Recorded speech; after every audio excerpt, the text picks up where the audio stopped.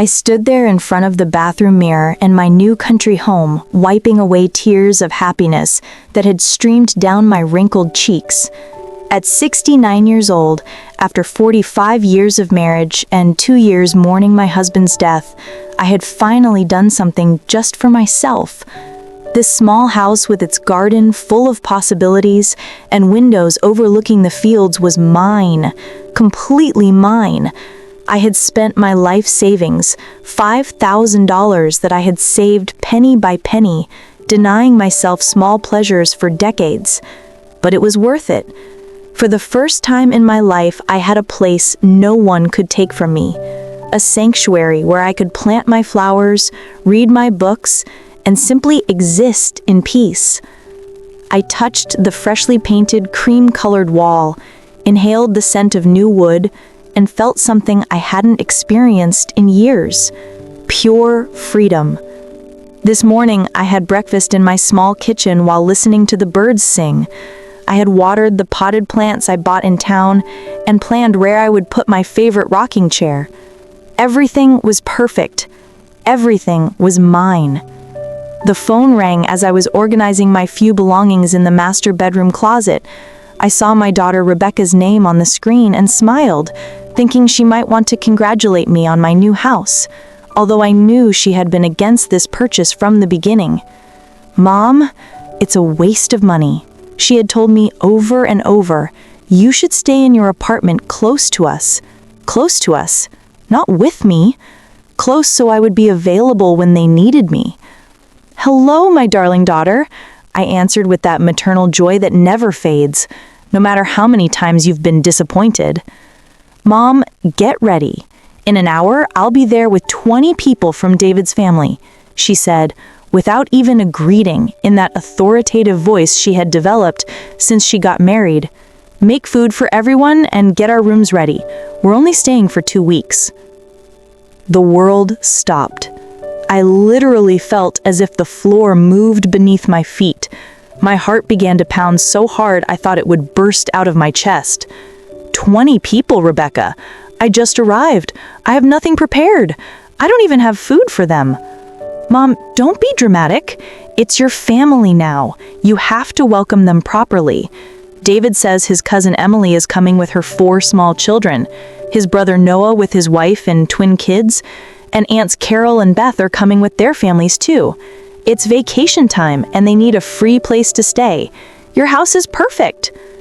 "But Rebecca, I don't have space for so many people. This is a small 2-bedroom house. And besides, there are no buts. We are your family. You have an obligation to help us. Besides, why did you buy such a big house if it's not for us to use? Don't be selfish, Mom. We're on our way, so hurry up and get everything ready. Oh, and make sure there are enough clean towels for everyone. The kids will want to swim in the lake, so also prepare some food for the ride back. See you." She hung up. Just like that. I stood there holding the trembling phone, feeling all the happiness I had felt just minutes ago vanish like smoke. 20 people in my new house, without warning, without asking if I could, if I wanted to, if I had the means to accommodate them, and worst of all, talking about my house as if it were a free family hotel. I looked around my small 2-bedroom 1B house. Where would 20 people sleep? On the floor? In my living room that barely had a small sofa? My refrigerator was practically empty. I barely had a few eggs, some milk, and a few tomatoes I had bought in town. How was I going to feed 20 people with that? With what money was I going to buy food for 2 weeks for so many people? But what hurt me most wasn't the impossible logistics of the situation. What broke my heart was realizing that once again, my opinion didn't matter. My daughter had decided for me. She had disposed of my house, my time, my money, as if I were her employee and not her mother. As if this house, which I had bought with the sweat of my brow and my life savings, were a free family hotel for her husband's family. I sat on the edge of my new bed, the one I had chosen so carefully, thinking of the quiet mornings I would spend there reading, and began to feel that familiar, hollow sensation in my stomach, It was the same one I felt every time Rebecca and her husband showed up at my old apartment. They would eat whatever was in my refrigerator, use my washing machine, watch my television, and leave everything dirty and messy as if it were the most natural thing in the world. I vividly remembered the day after my husband's funeral when I needed emotional support the most. Rebecca had shown up with empty boxes and a fake smile. "Mom, you have too many things. You need to get rid of all this," she had told me while packing my late husband's books without asking. "We're taking these, you don't need them. At your age, you don't read as much." And I, in my grief and confusion, had let her take half of my memories, including the gold watch that had belonged to my father-in-law. When I sold the apartment to buy this house, she had insisted I give her the money to invest it better. "Mom, you don't understand finances. I know how to make that money grow," she had told me with that condescending smile I hated so much. When I refused, she didn't speak to me for a whole month. And now, on my first day in my new house, she was already claiming her right to use it as if it were hers. Tears began to stream down my cheeks as I looked out the window at the garden I had dreamed of tending. In an hour, all this silence, this peace, this feeling of freedom would turn into chaos. I remained seated on my new bed for several minutes, trying to process what had just happened. The silence of my new house, which moments ago had seemed so beautiful and tranquil, now felt heavy and threatening. In less than an hour, this refuge I had built with so much sacrifice would become a place of chaos and demands. I slowly got up, feeling the weight of my 69 years more than ever. My legs trembled slightly as I walked to the kitchen, where I opened the refrigerator with a mix of hope and despair. The reality was even worse than I remembered. 3 eggs, half a gallon of milk, 2 tomatoes, a half-finished bag of rice, salt, pepper, and oil. That was it. Absolutely everything I had to feed 20 people. I opened the cabinets with trembling hands. 1 can of beans, another of tuna, a half-finished bag of rice, salt, pepper, and oil. I didn't even have enough plates. I had bought a set for 4 people, thinking it would be more than enough for my needs. I never imagined my daughter would turn my home into a family refugee camp. I looked at the clock. 50 minutes. 50 minutes to work a miracle. I grabbed my purse and car keys, knowing I would have to go to town to buy food. But when I checked my wallet, my heart sank even further. After paying for the house, basic furniture, and moving expenses, I only had $300 left until next month. How was I going to buy food for 20 people for 2 weeks with that? The drive to town felt endless. Every minute that passed was a minute less to prepare whatever I could prepare.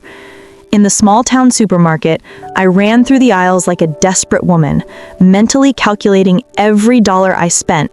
Rice, beans, pasta, tomato sauce, some cheap vegetables, bread. Nothing fancy, nothing special, just basic food that could stretch for many people. The final bill? $240, almost everything I had left. When I returned home, I only had 20 minutes. 20 minutes to transform my small kitchen into a restaurant capable of feeding an army. I put water on to boil for the rice and pasta. I opened cans like a woman possessed. I chopped vegetables with tears streaming down my cheeks. They weren't onion tears. They were tears of rage, helplessness, and profound sadness for what was happening. As I cooked, I couldn't stop thinking about how I had reached this point. After my husband's death, I had tried to be the perfect mother, the understanding mother-in-law, the available grandmother.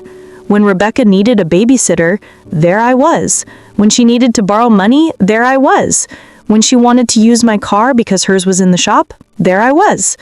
Always available, always willing, always saying yes.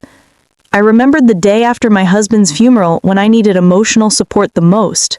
Rebecca had shown up with empty boxes and a fake smile. "Mom, you have too many things. You need to get rid of all this," she had told me while packing my late husband's books, without asking. We're taking these. You don't need them. At your age, you don't read as much."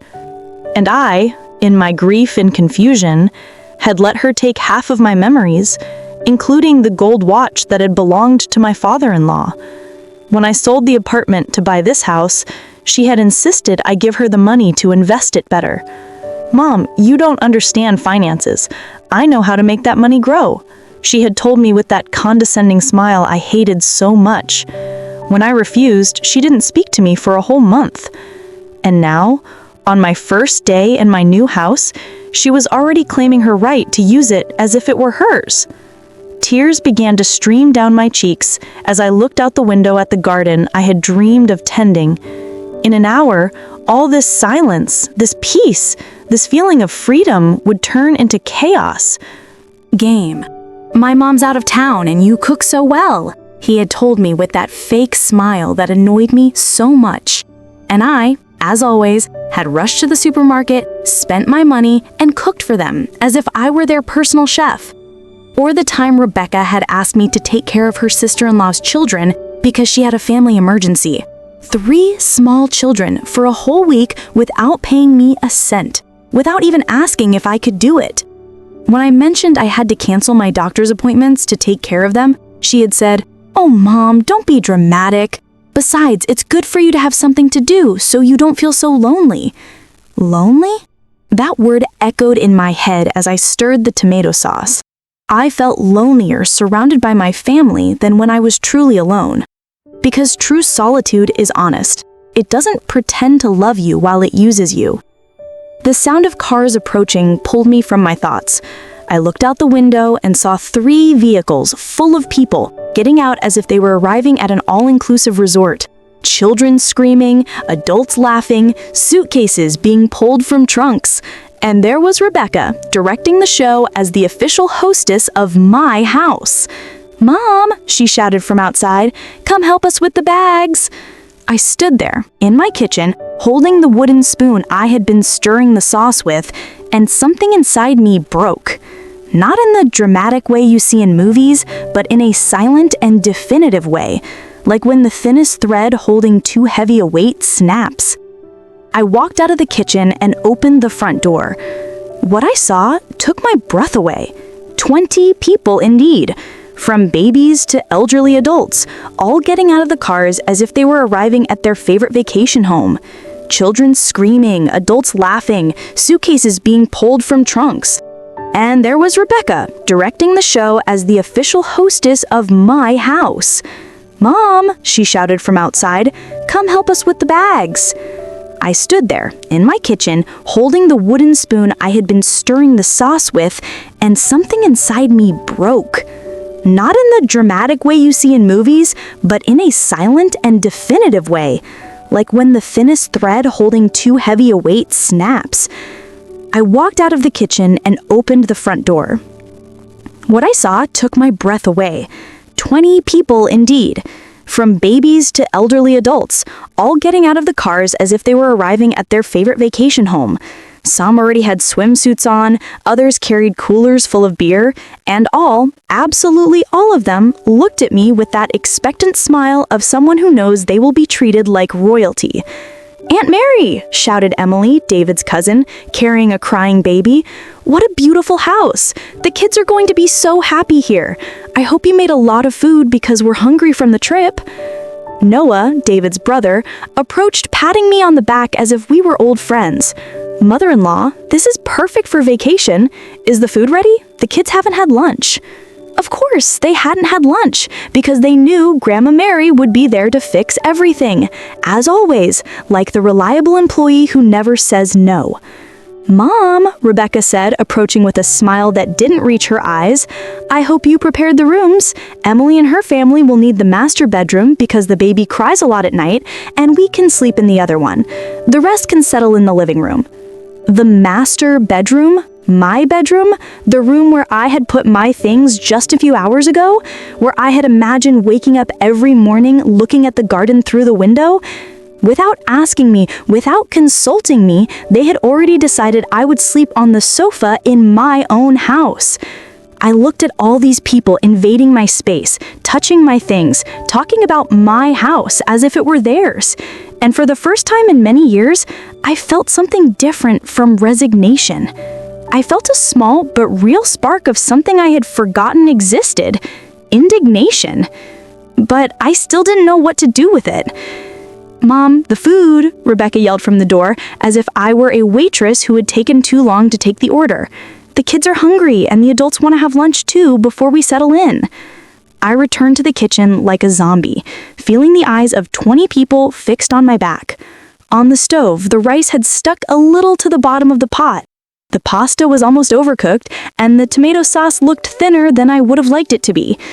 But it was what I had. It was what I had managed to make with the little time and money I had. I started serving on the few plates I had, knowing they wouldn't be enough. Indeed, after serving 8 plates, I ran out of dishes. I had to improvise with cups, bowls, and even use the lid of a pot as a plate for one of the smaller children. The humiliation was complete.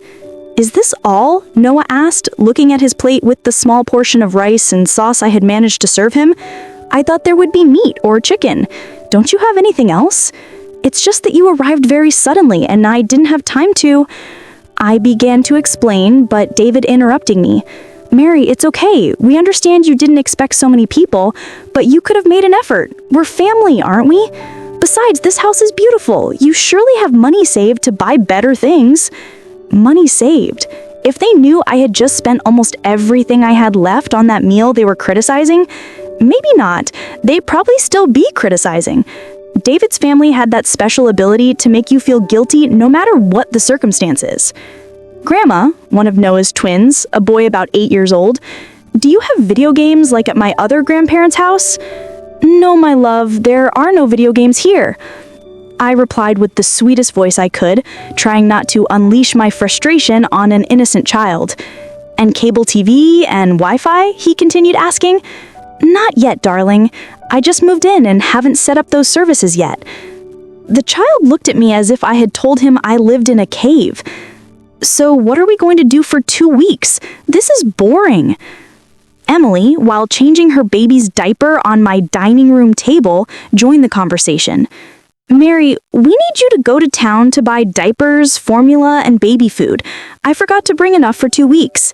We also need sunscreen, mosquito repellent, and a few other things." She handed me a handwritten list on a napkin. "Here's everything written down. You can go this afternoon." I took the list with trembling hands. Diapers, formula, sunscreen, repellent, sanitary napkins, headache medication, aspirin, antacid, children's shampoo, bacterial soap, laundry detergent.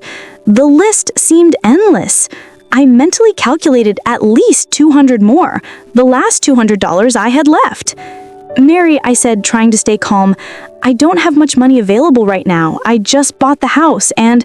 "Oh, Mary," she interrupted, laughing, "don't be dramatic. They're just basic things. It won't break you. Besides, it's for your family. I'm sure you have something saved for emergencies." Emergencies? They were my emergency, but not the kind I had planned for. Paul, one of David's uncles, approached with a beer in his hand. A beer he had taken from his own cooler, luckily, because I didn't even have drinks. "Mary, where can we put our things? We need space in the refrigerator for our beers and food." I opened my small refrigerator, which was already full with a few things I had bought that morning. "Well, you can move my things." "And perfect," he said, already starting to take my things out of the refrigerator to put his own in.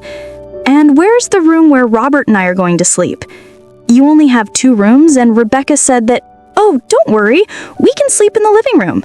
Just make sure you have enough blankets and pillows. It gets cold at night here in the country." Blankets and pillows for 20 people. I had exactly 3 blankets and 4 pillows in the entire house. My house, which was becoming a charity hotel. Meanwhile, the children had discovered my garden and were running among the potted plants I had bought so lovingly that morning.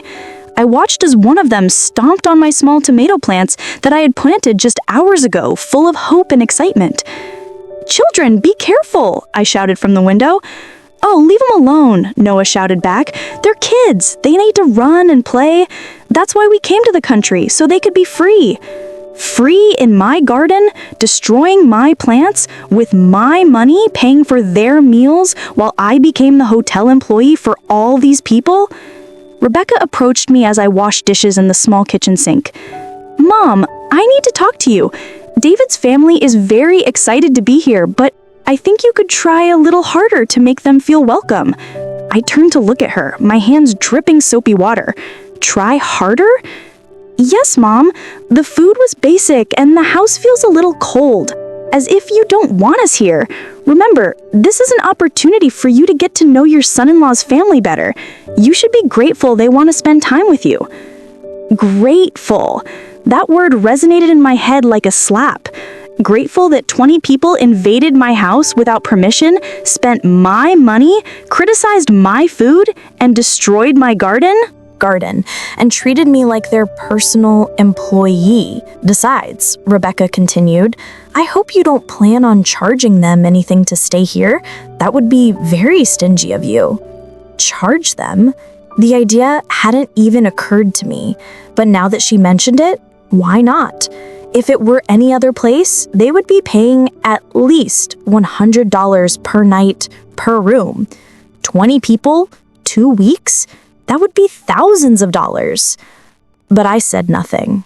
Not yet. I just nodded and continued washing dishes, feeling that small spark of indignation I had felt before slowly begin to grow in my chest.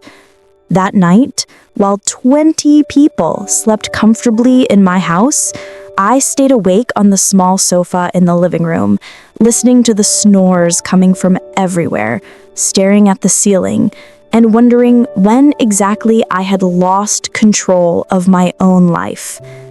The answer came to me in the darkness. I had lost it, little by little. Every time I said yes when I wanted to say no. Every time I put others' needs before my own. Every time I let them treat me as if my time, my money, and my space had no value. But for the first time in a long time, I also realized something else. It was still time to regain that control. I woke up at 5 in the morning with terrible back pain from sleeping on the sofa. The silence of the dawn lasted exactly 30 seconds before chaos began. Emily's baby started crying, waking up all the other children, who immediately began running through the house, screaming and playing as if it were an amusement park. I got up from the sofa, feeling every one of my 69 years in my joints, and headed to the kitchen to make coffee. I needed caffeine to survive what was coming. But when I arrived, I found Noah already there, rummaging through my refrigerator as if it were his own. "Good morning, Mary," he said without looking up. "Where's the coffee? And we need milk for the kids' cereal." "I don't have cereal," I replied, trying to keep a neutral tone. "What do you mean you don't have cereal? What are the kids going to eat for breakfast then?" It was an honest question, and I didn't have an honest answer. I didn't have cereal. I didn't have enough milk. I didn't have enough of anything to feed 20 people for 2 weeks. My small pantry was designed for one person who ate simply and economically. "Can I make scrambled eggs?" I offered, knowing I had had exactly 6 eggs left after the ones I used yesterday. "6 eggs for 20 people?" Noah asked, laughing. "We'd better go to town to buy real food, but make it quick because the kids will be hungry soon. Let's go." As if it were a joint decision, as if the money belonged to both of us, as if I hadn't just spent my last savings yesterday on a meal they had criticized. Emily appeared in the kitchen with the baby in her arms and a sour face. "Mary, I need you to boil water for the bottle, and I also need you to wash these clothes because the baby soiled himself last night." She handed me a bag full of dirty clothes that smelled terrible. "Didn't you bring enough clothes for the baby?" I asked. "Yes, but I didn't think he would get so dirty. Besides, you have a washing machine here. Isn't it easier to wash here than to carry so much laundry?" Easier for her, more work for me. more expense for water, electricity, and detergent for me. The children began to arrive in the kitchen like a hungry wolf pack. 5 children between the ages of 4 and 12, all asking what was for breakfast, all expecting the magical grandma to produce food out of thin air. "Grandma, I'm hungry," the youngest girl said with such an innocent face that it broke my heart. It wasn't her fault to be in this situation. "I know, my love. Let's see what we can do," I replied, opening empty cabinets and trying to work miracles. Robert appeared, yawning and scratching his stomach. "Mary, do you have coffee? And not that instant stuff, I hope, for something decent." Decent coffee? I had just gotten up from my own sofa after being picked out of my own bed, and he was asking for gourmet coffee? "I only have instant coffee," I told him. "Seriously? Well, I guess we'll have to go to town to buy real coffee too. And since we're going, we can buy everything we need for these days." We? Again, that word. As if we were partners in this disaster? Rebecca came downstairs from my room, where she had slept comfortably in my bed, looking perfectly rested. "Good morning, Mom. Is breakfast ready? David is hungry and doesn't like to wait." "Rebecca, I don't have enough food." "Mom, we already talked about this yesterday. You need to get more organized. We're 20 people. You can't improvise. Why don't you make a proper shopping list and go to town? We can stay here taking care of the house." Taking care of my house while I spent my money buying food for them? David appeared behind Rebecca with that fake smile I also knew. "Mother-in-law, good morning. I heard you're going to town. Can you bring cigarettes and beer? The ones we brought won't last 2 weeks. We also need charcoal for a barbecue tomorrow." Cigarettes, beer, charcoal? The list of expenses kept growing, and my wallet kept shrinking. "David, I don't smoke, and I don't drink. I don't know what brands." "Don't worry, any brand is fine. The important thing is that we have enough to have a good time." Having a good time with my money in my house while I worked as their personal employee? Paul joined the group in the kitchen. "Mary, last night I talked to Robert and we thought it would be a good idea to have a big barbecue for the whole family. We can invite more relatives who live nearby. What do you think about organizing something for the weekend?" "More relatives?" I asked, feeling my blood pressure rise. "Yes, we're a big, close-knit family. It'll be fun. We just need you to buy meat for about 30 people. Nothing out of this world." 30 people? Meat for 30 people? I mentally calculated at least $500 more. Money I definitely didn't have. "I don't think I can afford—" "Oh, Mary," Emily interrupted, "don't be stingy. It's a family gathering. Besides, with what you're saving by not paying for a hotel for all of us, you can surely afford a barbecue." Not paying for a hotel? As if being in my house was free? As if my time, my money, and my space had no value? The children, meanwhile, had found my few boxes of crackers and were eating them directly from the package, scattering crumbs all over my freshly cleaned kitchen. "Children, don't eat that." "What are those crackers for, Mom?" Rebecca asked in an annoyed tone. "They're just crackers. The kids are hungry, and you haven't prepared anything for breakfast. At least let them eat something."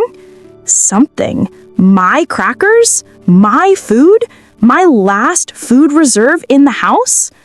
"Mom," Rebecca continued, "I think you're being a little selfish. This is a beautiful opportunity for family bonding, and you're just complaining about small things like crackers and money. Aren't you happy to see us happy?" Happy? They were happy spending my money, sleeping in my house, eating my food, and treating me like their employee. Of course they were happy. I stood there in my kitchen, surrounded by 20 people who looked at me as if I was the villain of the story for not having enough food to feed them for free for 2 weeks. And something inside me finally clicked. It wasn't a dramatic explosion. It was more like when a puzzle piece that had been out of place for years finally fits. Suddenly, I could see the complete picture with a clarity that surprised me. These people didn't love me. They needed me. There was a huge difference between those two things, and I had spent years confusing them. "It's okay," I told them with a calm that surprised even myself. "I'll go to town to buy what you need." Everyone smiled, satisfied that they had won another battle against the obliging grandma. But as I took my purse and car keys, I wasn't thinking about food or shopping lists. I was thinking about something completely different. I was thinking about the lawyer's office I had seen in town yesterday and a conversation that perhaps it was time to have. For the first time in days, I left my house with a real smile on my lips. The trip to town that morning was the most liberating I had had in years. For the first time since my family arrived, I was alone with my thoughts, with no one demanding anything from me, no children screaming, no adults treating me like a housekeeper. The silence of the car felt like a balm to my wounded soul. But I didn't go directly to the supermarket as they expected. Instead, I parked in front of a small cafe I had seen the day before and sat down to have a real cup of coffee while organizing my thoughts. I needed time to process what I had understood that morning. "Are you all right, ma'am?" the waitress asked me, a middle-aged woman with a kind face. "You look a little troubled." I smiled sadly. "Let's say I'm going through a complicated family situation." "Ah," she said, nodding knowingly. "Family? Sometimes they're the ones who hurt us the most, aren't they?" Her words hit me like lightning. That was exactly it. My own family was the one hurting me the most, and I had been so used to the pain that I had started to think it was normal. After coffee, I walked through the small town until I found what I was looking for. Jeremy Stone, attorney at law. The sign was simple, but professional. I took a deep breath and entered. "Good morning," said a man about 50 years old with a kind face. "How can I help you?" "I need legal advice on family situations," I told him, feeling a little ridiculous but determined to continue. Jeremy invited me to sit down and offered me water. For the next hour, I told him everything from Rebecca's call to the invasion of my house, from the expenses they were forcing me to incur to the complete lack of respect for my property and my money. The man listened without interrupting, occasionally taking notes. "Mrs. Albright," he finally said, "what you are describing to me is financial and emotional abuse. The fact that they are family does not give them the right to use your property without permission or to force you to spend your money on them." "But they are my family," I murmured, repeating the excuse I had used for years. "True family respects, it doesn't exploit," he replied firmly. "Have you ever thought about setting legal boundaries?" Legal boundaries? The idea seemed as strange as it was liberating. "What kind of boundaries?" I asked. "Well, for example, your house is your private property. You have the absolute right to decide who can be there and under what conditions. If someone refuses to leave when you ask them to, they are technically trespassing." Trespassing my own family? Also, Jeremy continued, if so many people are using your property as a place of lodging, legally you could charge them for the services you are providing: food, lodging, basic utilities. In any hotel, they would pay hundreds of dollars for what you are giving them for free. Could I really charge them? I asked, feeling a mix of hope and terror. Of course, it's your house. They are your resources. If they decided to come uninvited and without contributing financially, you have every right to establish commercial terms for their stay. I left Jeremy's office with a folder full of documents and a new perspective on my situation. I had drafted a formal letter establishing commercial lodging terms for my property, with rates per room, per meal, and per service. I also had information about my rights as a homeowner and the legal steps I could take if someone refused to respect my decisions. My next stop was the bank. I wanted to know exactly how much money I had left and how much I had spent in the last 2 days. The numbers were alarming. In less than 48 hours, I had spent $520 of my meager savings. At that rate, I would be completely bankrupt in a week. The bank manager, a young man named Richard, reviewed my account with a concerned expression. "Mrs. Albright, these expenses are very high for your usual income. Is everything okay?" he asked me. I briefly explained the situation and he nodded with understanding. Look, it's none of my business, but I've seen similar cases. Elderly people who allow themselves to be financially exploited by relatives. Have you considered setting limits on your spending? I'm starting to consider it, I replied. If you need help controlling your expenses or setting a budget that protects you from unintentional overspending, we can help you. We can also configure your account to require special authorization for expenses over a certain amount. It was another tool I didn't know existed, another way to protect myself from my own misguided generosity. Finally, I went to the supermarket, but this time I only bought the basics. Rice, beans, pasta, tomato sauce, some cheap vegetables, no luxuries, no meat for barbecues, no beers or cigarettes. I spent exactly $50. When I returned home 3 hours later, I was greeted by a chorus of complaints. "Mom, you took forever," Rebecca shouted. "The kids are starving and so are we. Where's the meat for the barbecue?" Paul asked. "And the beer?" David added. "The cigarettes," Robert insisted.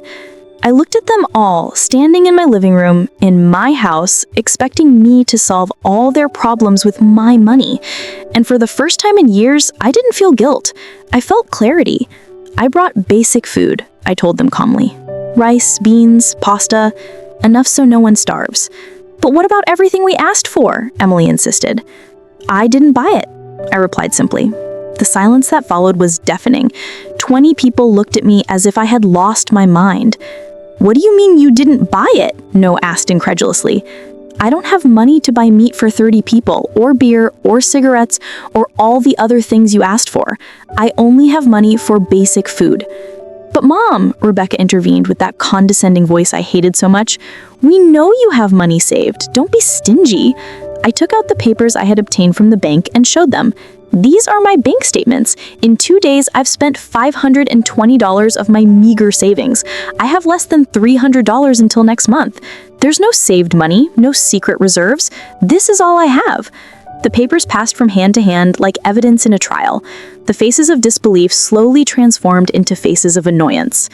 "Well then, we'll have to find alternatives," David said. "We can all contribute to the expenses." "Excellent idea," I replied, pulling the other folder from my bag.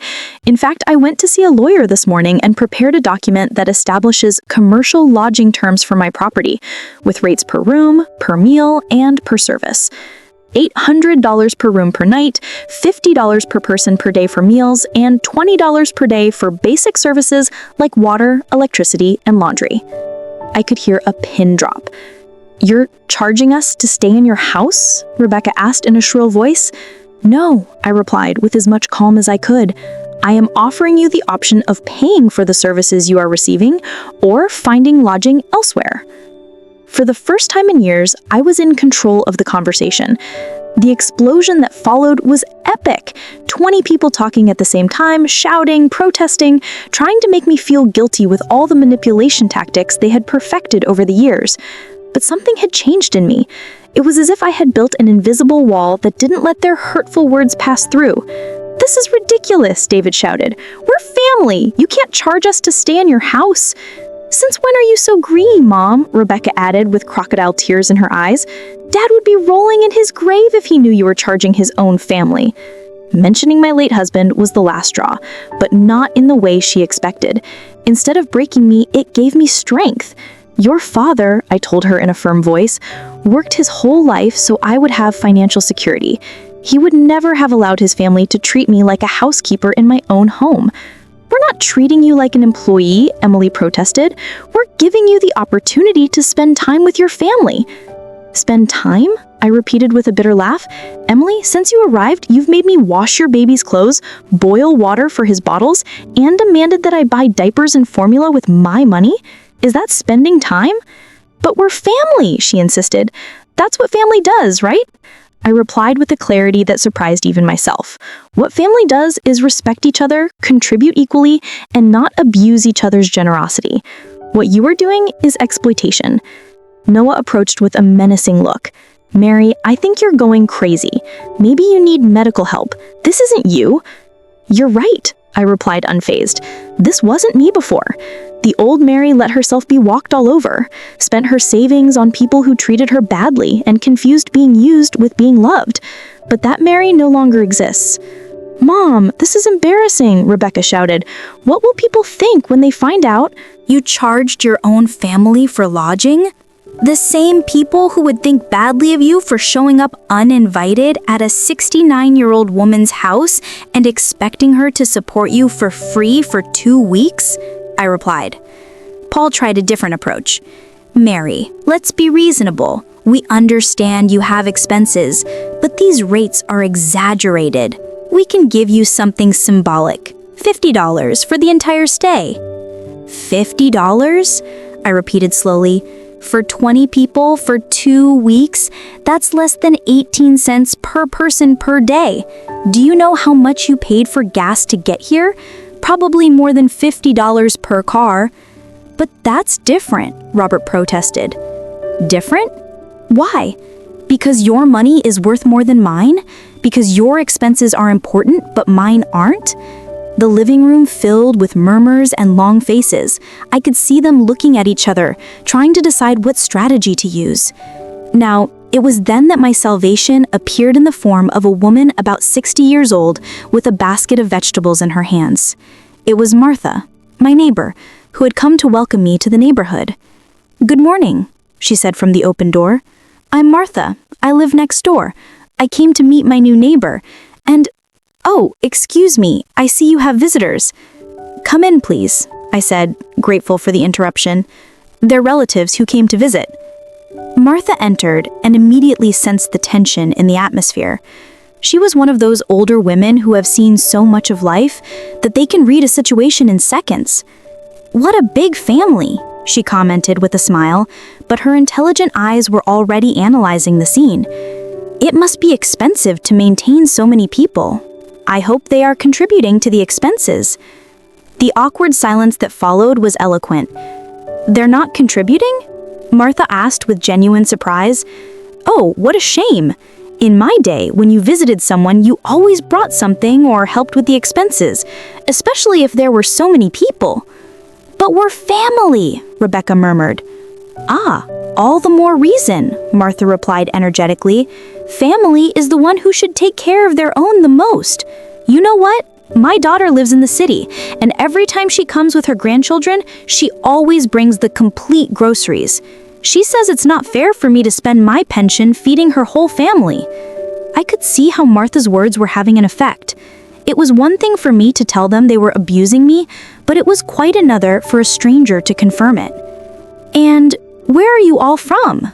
Martha continued asking with innocent curiosity. "From the city," David replied curtly. "Ah, the trip must have been expensive. Gas, food on the way, and then arriving and finding everything paid for. How lucky. Although, I suppose you all organized yourselves to help Mary with the expenses for so many people."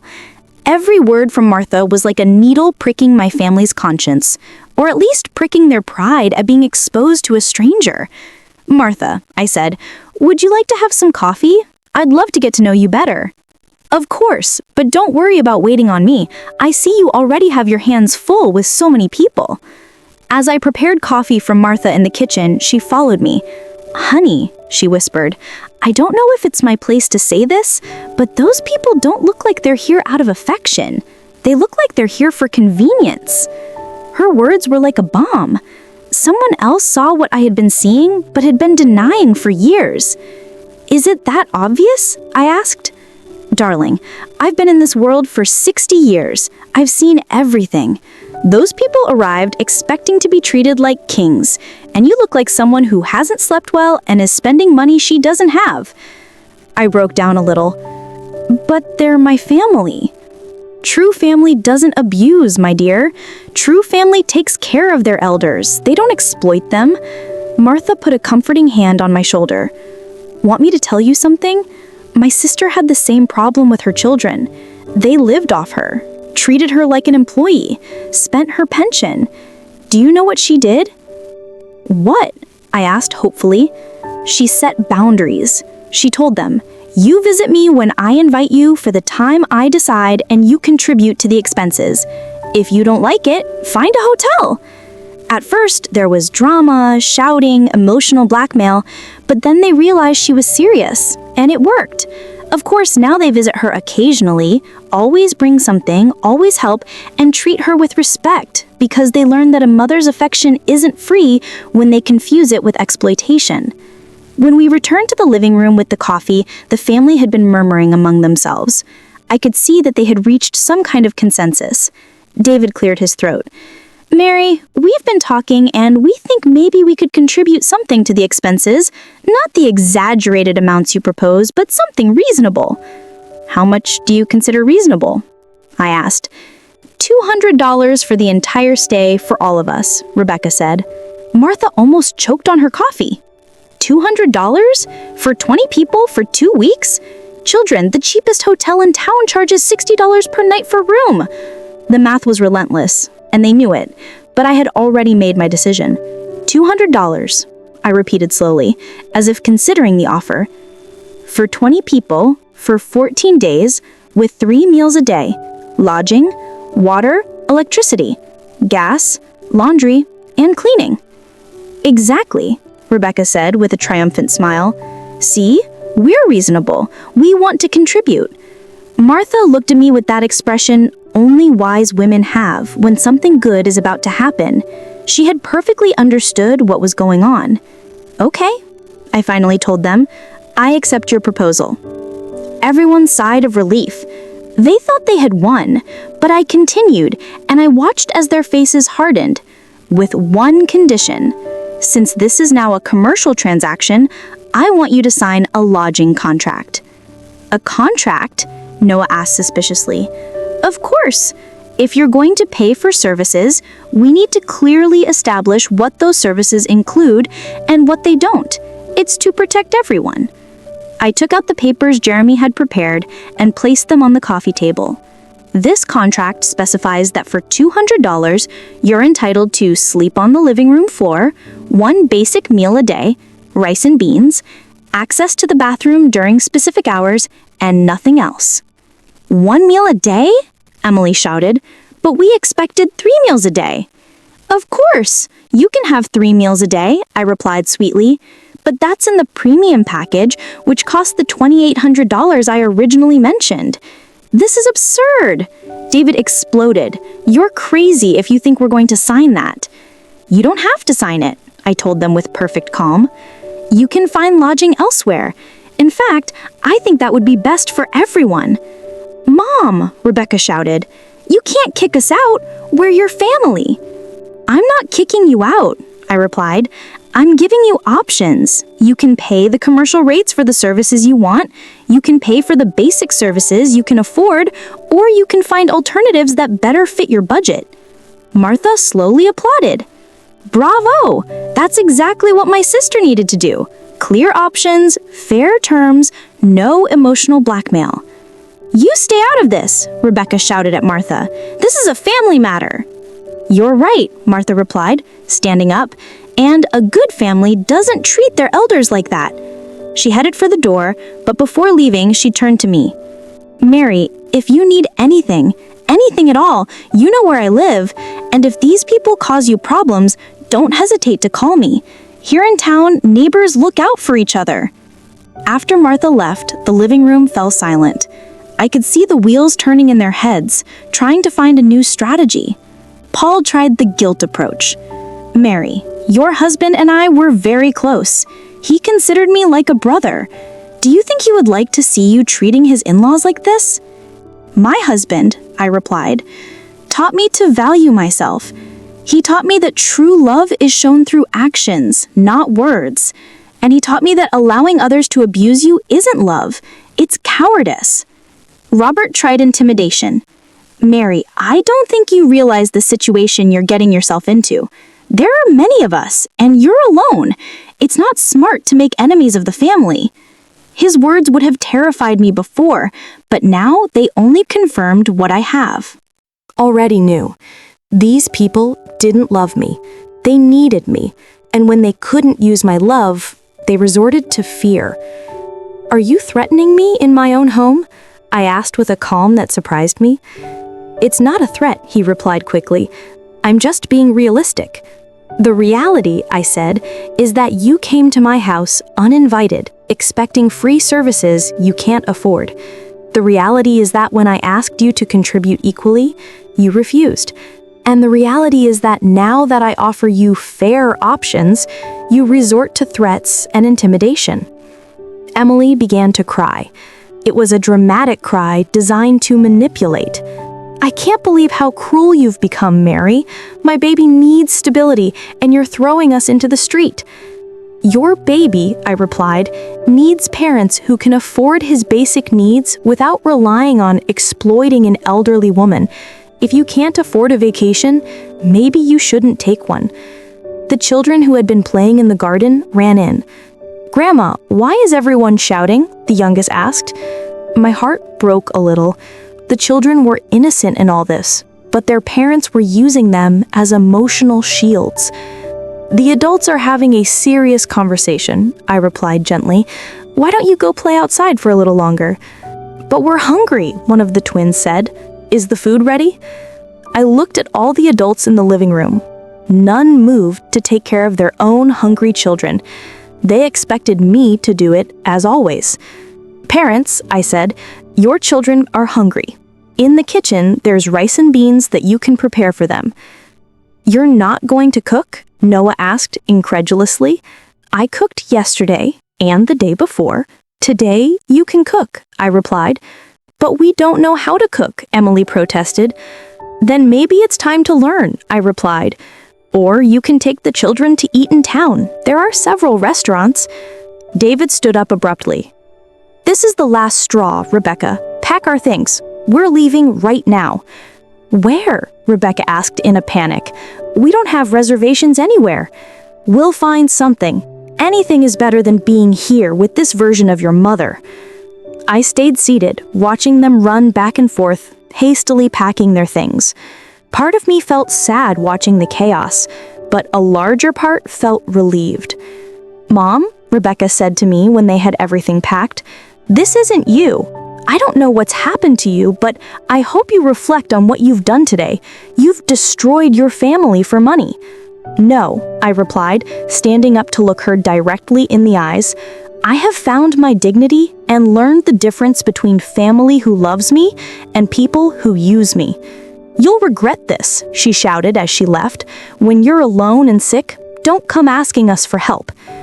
I prefer to be alone with dignity than accompanied without respect, I replied.